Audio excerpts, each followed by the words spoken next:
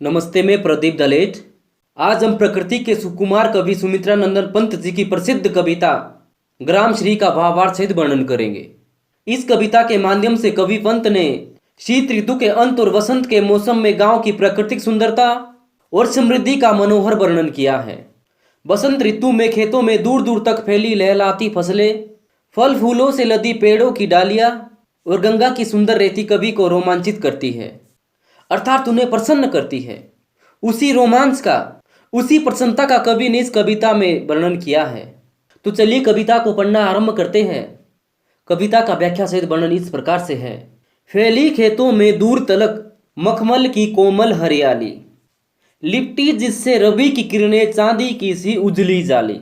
तिनकों के हरे हरे तन पर हिल हरित रुधिर है रहा झलक, श्यामल भूतल पर झुका हुआ नभ का चिर निर्मल नील फलक। पंक्तियों में आए कुछ अपरिचित शब्द देखते हैं। तलक, तक, रवि, सूर्य, तन, शरीर, हरित, हरा, रुधिर, रक्त, श्यामल, गहरा हरा, नभ, आकाश, चिर, लंबे समय से, निर्मल, स्वच्छ, फलक, पर्दा। इन पंक्तियों में कवि ने हरे हरे खेतों और प्राकृतिक सुंदरता का मनोहर चित्रण किया है। कवि कहते हैं कि खेतों में जहां तक मेरी नजर जाती है चारों तरफ हरियाली ही हरियाली दिखाई दे रही है। खेतों में दूर दूर तक हरी भरी फसलें उगी हुई है और हरी भरी फसलों की मखमली शोभा मुझे रोमांचित करती है, मुझे प्रसन्न करती है। लिपटी जिससे रवि की किरणें चांदी की सी उजली जाली। कवि कहते हैं कि सुबह सुबह जब इन फसलों पर सूर्य की किरणें पड़ती है तो ऐसा लगता है मानो उन फसलों के साथ चांदी की उजली सी जाली लिपट गई हो। तिनकों के हरे हरे तन पर हिल हरित रुधिर है रहा झलक।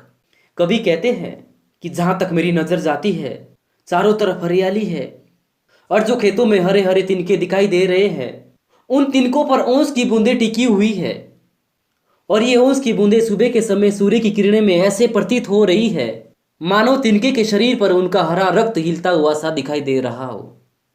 श्यामल भूतल पर झुका हुआ नभ का चिर निर्मल नील फलक।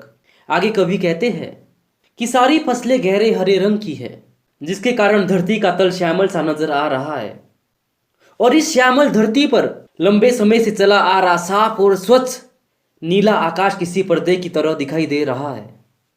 रोमांचित सी लगती वसुधा आई जो गेहूं में बाली, अरहर सनई की सोने की किंकणियां हैं शोभाशाली। उड़ती भीनी तेलाक्त गंध फूली सरसों पीली पीली, लो हरित धरा से झांक रही नीलम की कली तिस्सी नीली। अपरिचित शब्द देख लेते हैं। रोमांचित, प्रसन्न, वसुधा, धरती, सनई, एक रेशेदार पौधा, किंकणियां, करघनी, भीनी, हल्की, तेलाक्त, तेल से युक्त, धरा, धरती, तिसी, अलसी नामक एक तेलहन पौधा। व्याख्या इस प्रकार से है। इन पंक्तियों के माध्यम से कवि ने वसंत ऋतु के आगमन में धरती की प्रसन्नता का वर्णन किया है। गेहूं और जौ में जब बीज आना उत्पन्न हो जाता है तो उसे बालियां कहते हैं। कवि कहते हैं कि गेहूं और जौ में बालियां आना आरंभ हो गई है, इसलिए धरती बहुत प्रसन्न सी नजर आ रही है। जो खेतों में अरहर के पौधे उगे हुए हैं जिसकी हम दाल बनाते हैं, और जो सनई के पौधे हैं जिनकी रेशे का प्रयोग रस्सी आदि बनाने के लिए किया जाता है, कि अरहर और सनई के पौधे में सुनहरे रंग की बालियां लग गई हैं जो करगनी के समान शोभायुक्त प्रतीत होती है। करगनी एक आभूषण होता है जिसे स्त्री या पुरुष अपनी कमर पे अपनी सुंदरता बढ़ाने के लिए बांध देते हैं।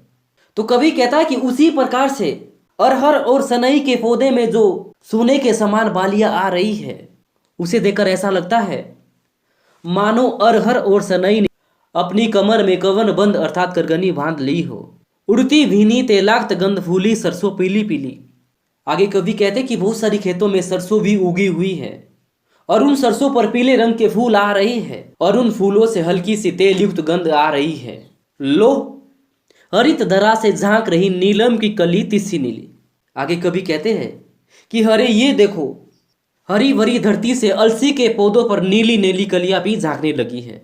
रंग रंग के फूलों में रिलमिल हंस रही सखियां मटर खड़ी, मखमली पेटियों से लिपटी छिमियां छिपाए बीज लड़ी। फिरती है रंग रंग की तितलियां रंग रंग के फूलों पर सुंदर, फूले फिरते हैं फूल स्वयं उड़ उड़ वृंतों से वृंतों पर। अपरिचित शब्द देख लेते हैं, जैसे रिलमिल मिलजुल कर, सखियां, दोस्त, पेटियों। यहाँ पर पेटियों से हमारा अभिप्राय संदूक से है। छिमिया, फलिया, लड़ी, श्रृंखला, वृंतो, डंठल। इन पंक्तियों में कवि ने मटर की बेलों पर लटकी फलियां और फूलों पर उड़ती रंग बिरंगी तितलियों का बहुत ही सुंदर चित्रण किया है। कवि कहते हैं कि खेतों में जो मटर की फसलें हैं, उन मटर के बेलों में जो मटर की फलियां लटकी हुई हैं, उन्हें देखकर ऐसा लग रहा है मानो रंग बिरंगे फूलों में मिलजुल कर मटर किसी सखियों की तरह खड़ी होकर के हंस रही हो। मखमली पेटियों से लटकी चिमिया सिपाही बीज लड़ी। मटर की फलियां संदूक की तरह दिखाई दे रही है और मटर की फलियां अपने अंदर बीज की श्रृंखला को इसी प्रकार से छुपाए हुए हैं जिस प्रकार से संदूक के अंदर कुछ सामान छिपाया जाता है। फिरती है रंग रंग की तितलियां रंग रंग के फूलों पर सुंदर, कि बेलों पर लगे रंग बिरंगे फूलों पर रंग बिरंगी तितलियां मंडरा रही है। फूले फिरते हैं फूल स्वयं उड़ उड़ वृंतों से वृंतों पर। और जब हल्की सी हवा चलती है और हवा में फूल और उनके डंठल हिलने लगते हैं तो ऐसा प्रतीत होता है मानो फूल पर फूल गिर रहे हो और डंठलों पर डंठल उड़ उड़ कर घूम रहे हो। अब रजत स्वर्ण मंजरियों से लद गई आम्र तरु की डाली, झर रहे ढाक पीपल के दल, हो उठी कोकिल मतवाली। मैके कटहल मुकुलित जामुन जंगल में झरवेरी झूली, फूले आड़ू नींबू दाड़िम आलू गोभी बैंगन मूली। अपरिचित शब्द देख लेते हैं, रजत चांदी, स्वर्ण सोना, मंजरिया बोर, आम्र आम, ढाक ये एक प्रकार का पेड़ है। आप चाहे तो इसे पलाश का पेड़ भी कह सकते हैं, जिसपे लाल लाल फूल आते हैं। दल पत्ते, कोकिल कोयल, मुकुलित अधखिला, दाड़िम अनार। इन पंक्तियों के माध्यम से कवि ने बसंत के आगमन में प्रकृति की सुंदरता में आए बदलाव का वर्णन करते हुए कहते हैं कि आम के पेड़ की डालियों में अब सोने चांदी के रंगों से युक्त वोर से लद गई है। झर रहे ढाक पीपल के दल, और ढाक तथा पीपल के पेड़ से उनके पुराने पत्ते गिर रहे हैं ताकि उन पे नए पत्ते आ सके। और बसंत के आने की खुशी में कोयल भी मस्ती से भर गई है। आगे कवि कहते हैं कि कटहल के पेड़ों में जो कटहल लगे हुए वो भी महकने लगे हैं। मुकुलित जामुन और अधखिला जामुन का पेड़ भी शोभा देने लगा है। जंगल में झरबेरी झूली, और वन में जो झरबेरी है वो भी खुशी में झूमने लगी है। आड़ू फूलने लगे हैं, नींबू और अनार वो भी झूमने लगे हैं। और खेतों में आलू गोभी बैंगन मूली ये भी तैयार हो गए हैं। पीले मीठे अमरूदों पर अब लाल लाल चित्तियां पड़ी, पक गए सुनहले मधुर बेर, आंवली से तरु की डाल जड़ी, लहला पालक मह मह धनिया, लौकी ओ सेम फली फैली, मखमली टमाटर हुए लाल, मिर्चों की बड़ी हरी थैली। व्याख्या से पहले अपरिचित शब्द देख लेते हैं, जैसे चित्तियां अर्थात धब्बे, सुनहले सोने के रंग के, मधुर मीठा, आंवली छोटा आंवला, तरु पेड़, सेम बीन। पंक्तियों का भावार्थ वर्णन इस प्रकार से है। कवि कहते हैं कि अमरूद के पेड़ पर जो अमरूद लगे हुए हैं वो अब पक गए हैं, पीले दिखने लगे हैं, वो मीठे हो गए हैं। और उन पीले अमरूदों पर, उन पके हुए अमरूदों पर हल्के हल्के लाल लाल से धब्बे दिखाई देने लगे हैं। पक गए सुनहले मधुर बेर, और सोने के रंग के जो ये मीठे बेर हैं ये भी पक करके तैयार हो गए हैं। आंवली से तरु की डाल जड़ी, और जो ये छोटा सा आंवला का पेड़ है इसकी शाखाओं में भी आंवले लग गए हैं। लह लह पालक मह मह धनिया, खेतों में हरी हरी पालक लहलाने लगी है और धनिये की सुगंध महकने लगी है। लौकी ओ सेम फली फैली, और जो ये लौकी और बीन की बेलें हैं ये दूर दूर तक फैल गई है। मखमली टमाटर हुए लाल, लाल रंग के मखमली टमाटरों से पौधे लद गए हैं। मिर्चों की बड़ी हरी थैली, और जो ये खेतों में मिर्चों के पौधे लगे हुए हैं इन पौधों पर मिर्चें इस प्रकार से लगी हुई है मानो थैला हो। आगे कवि लिखते हैं, बालू के सांपों से अंकित गंगा की सतरंगी रेती, सुंदर लगती सरपत छाई तट पर तरबूजों की खेती। अंगुली की कंघी से वगुले कलगी संवारते है कोई, तीरते जल में सुरखाव, पुल पर मंगरोटी रहती सोई। पंक्तियों में आए कुछ अपरिचित शब्द देख लेते हैं, जैसे वालू, रेत, सतरंगी, सात रंग की, सरपत, घास पात आदि, तट, किनारा, सुरखाव, चकवा पक्षी। इन पंक्तियों में कवि ने गंगा के किनारे की रेती और वहां की पक्षियों की क्रीड़ाओं का वर्णन करते हुए कहते हैं कि जो गंगा नदी के किनारे सात रंग की रेती है, इस रेत पर जब कभी गंगा की लहरें उठती है तो ये लहरें रेत पर सांपों की तरह अपने निशान बना देती है। सुंदर लगती सरपत छाई तट पर तरबूजों की खेती।